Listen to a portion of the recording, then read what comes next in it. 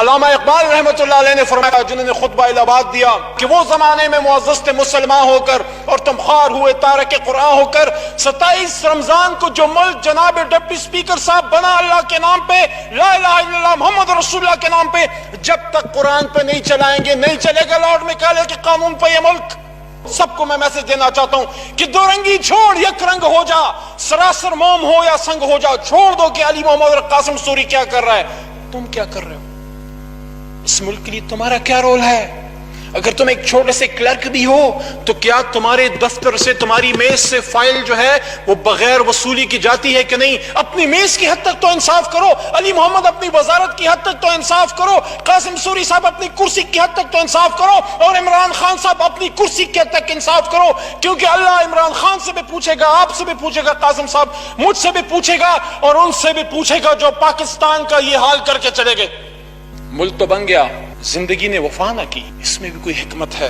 شاید اللہ چاہتا تھا کہ قائد اعظم عزت سے چلے جائیں، جاتے جاتے ڈائریکشن دے گے جناب ڈپٹی اسپیکر صاحب، اس میں سے ایک بات پہ بھی ہم نے عمل نہیں کیا۔ ایمان، تنظیم، اتحاد، کس پہ ہم نے عمل کیا؟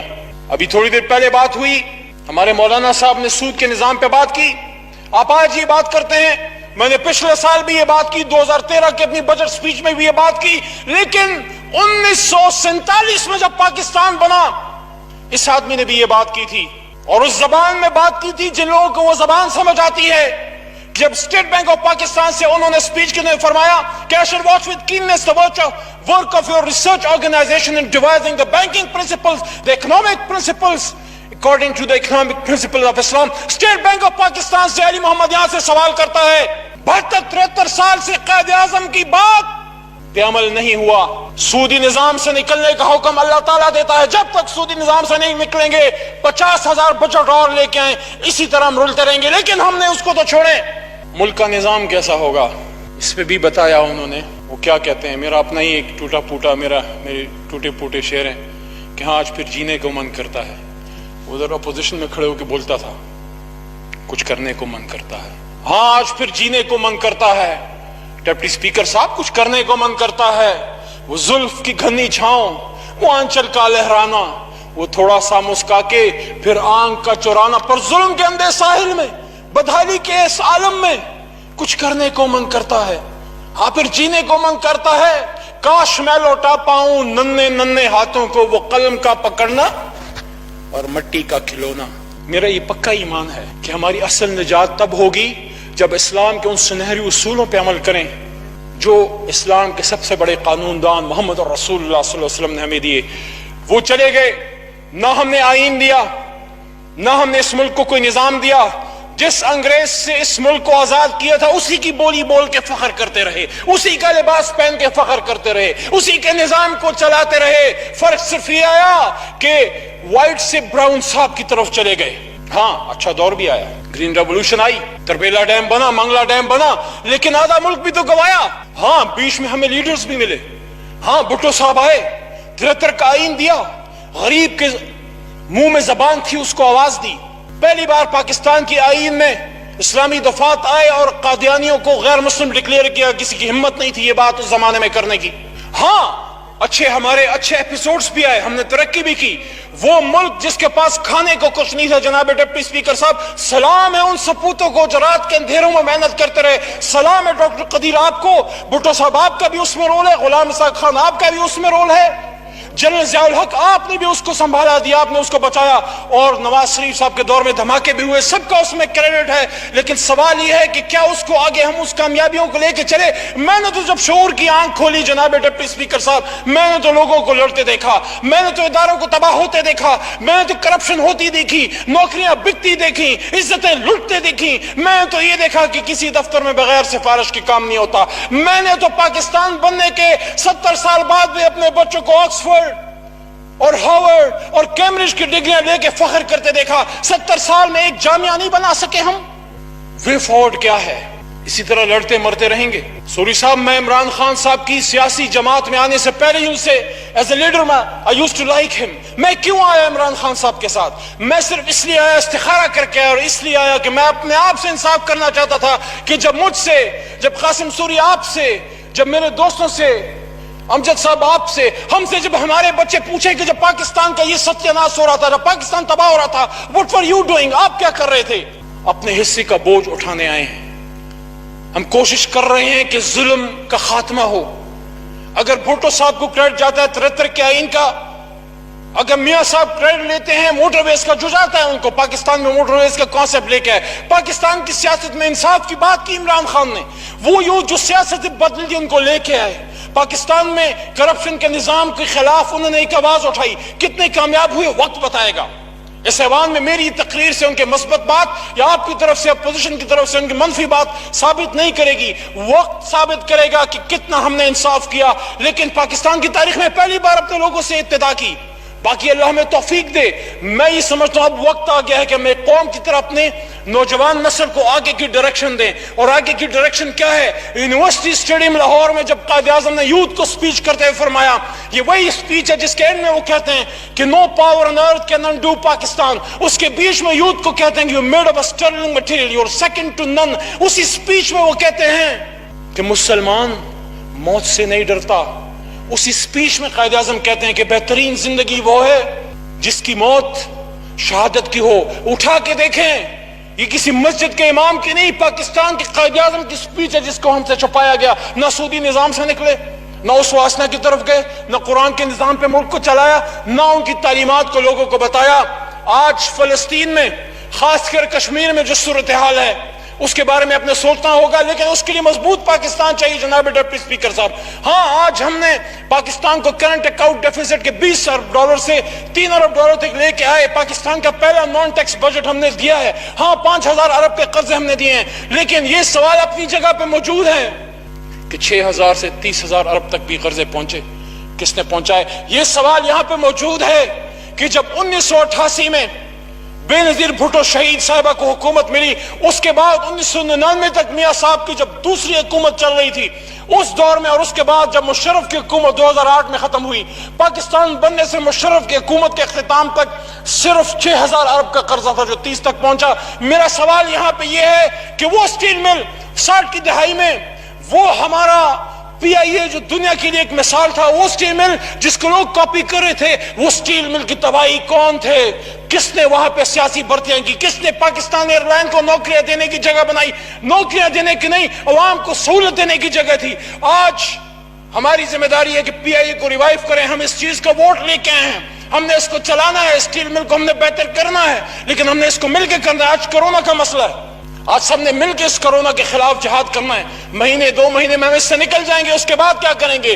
میں یہ سمجھتا ہوں یہ جو بجٹ سیشن چل رہا ہے، میرے خیال میں اس کی اصل افادیت تب ہوگی جب یہ بجٹ سیشن، ہم بجٹ پاس ہونے سے کم از کم 2 مہینے پہلے ہم اس کو سٹارٹ کریں. یہاں تمام ممبران سے ہم ان سے اوپینینز لیں، ان کے حلقے کے مسائل، جیسا بھی ایک مولانا صاحب نے بات کی ہے، یہ ان کی بات اپوزیشن کے ممبر ہیں، لیکن ان کی بات ان کے علاقے کا لاکھ تربت کی، اس علاقوں کی، بلوچستان کے عوام کی آواز ادھر پہنچی ہے. اب ہم پہ لازم ہے کہ اس کے لیے کچھ کریں. اللہ ہم سے پوچھے گا، ہم نے یہ فیصلہ کرنا ہے کہ پاکستان کو آخری جی بس 2 منٹ دے دیں.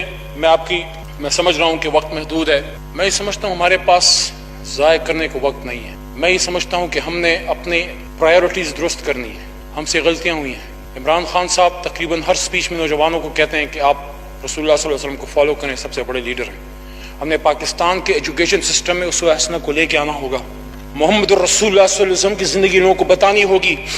مدینہ کی ریاست کا وہ کانسیپٹ جو 1450 سال پہلے آیا، جس کی ابتدا 1947 میں ہوئی، اس مدینہ کی ریاست کی بات آج اگر عمران خان صاحب کرتے ہیں، میں ہی سمجھتا ہوں ہم لاکھ کمزور صحیح، ہم سب کی رسپانسبلٹی بشمول اپوزیشن، بشمول علماء کرام، کہ وہ بات جو آپ ممبر اور مسجد سے کرتے تھے، آج ملک کے وزیر اعظم کی زبان پہ اللہ نے جاری کر دی کہ اس کو مدینہ کی ریاست کی طرز پہ بنائیں. آج یہاں پہ آئے، ڈیبیٹ کریں اس ایوان میں. سب سے امپورٹنٹ ڈیبیٹ یہ ہے، اس ملک کو اس نہج پہ چلانے کے لیے ہم نے کیا کرنا ہوگا، مدنی ریاست کے لیے کیا کرنا ہوگا، انصاف کے نظام کو بہتر کرنے کے لیے کیا کرنا ہوگا.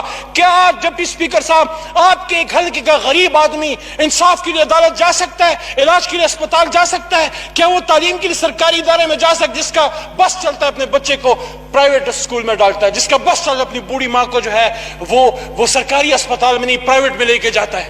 ان چیزوں پہ ہمیں مل کے سوچنا ہوگا. ہمیں واٹر پالیسی بنانی ہوگی, چارٹرز بنانے ہوں گے. واٹر پہ ایگریکلچر پہ زمیندار تباہ ہے. میں خود ایک ایگریکلچرسٹ ہوں. زمیندار تباہ ہے. صرف یہاں پہ بات ہو, زمیندار کے لیے کچھ کرنا ہوگا, کسان کے لیے کچھ کرنا ہوگا, مزدور کے لیے حقیقی معنوں میں کچھ کرنا ہوگا. اس بات پہ میں اختتام کرتا ہوں کہ آپس کی لڑائیاں بھی لڑیں, لیکن اس کا ضرور سوچیں کہ آپس میں لڑتے لڑتے اس پاکستان کو اس جگہ پہ نہ پہنچا دیں جس سے پھر اٹھانے کے لیے آپ کے اور میرے بچوں کو ایک اور جدوجہد کرنی پڑے.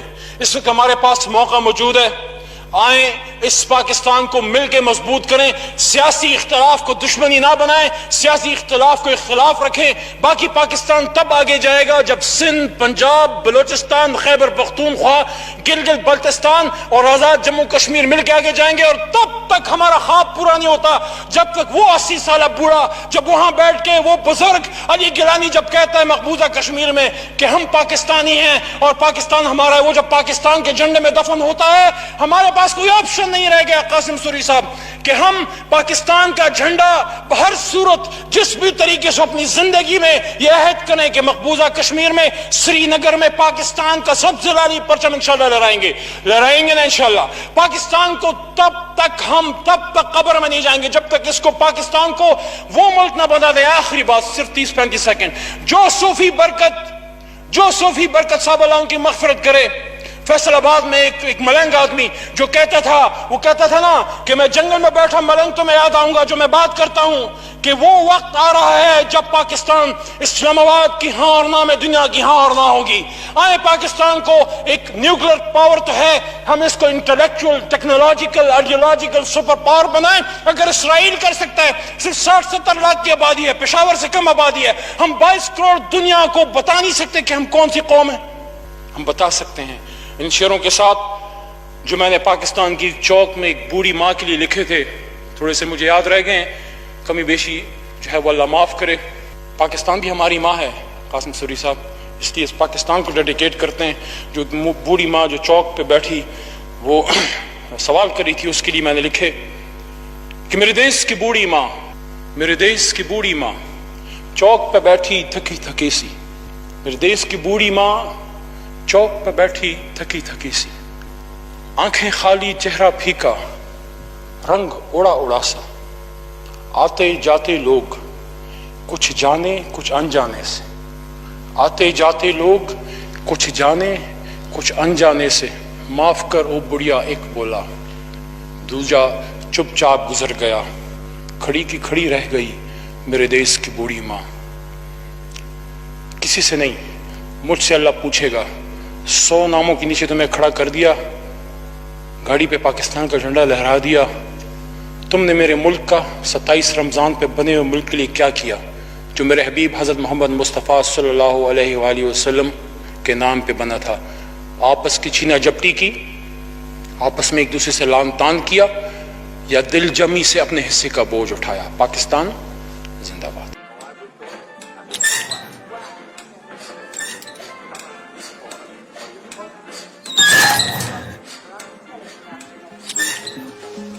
اب جب سب کچھ سمارٹ ہے تو فین بھی سمارٹ ہی چلے گا. رائل فینز کی سمارٹ فین رینج ہے نوائز لیس. اس کا ریموٹ دے آپ کو کنٹرول اور کنوینئنس, اور AC/DC انورٹر فنکشن بنائے اسے انرجی سیور. رائل فینز, ساتھ زندگی بھر کا.